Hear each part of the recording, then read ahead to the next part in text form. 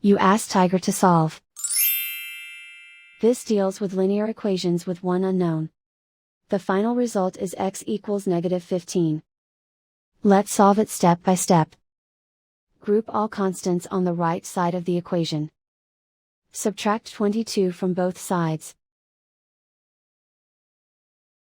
Simplify the arithmetic.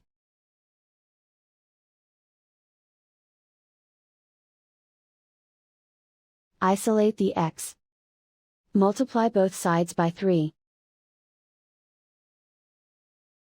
Group like terms. Multiply the coefficients.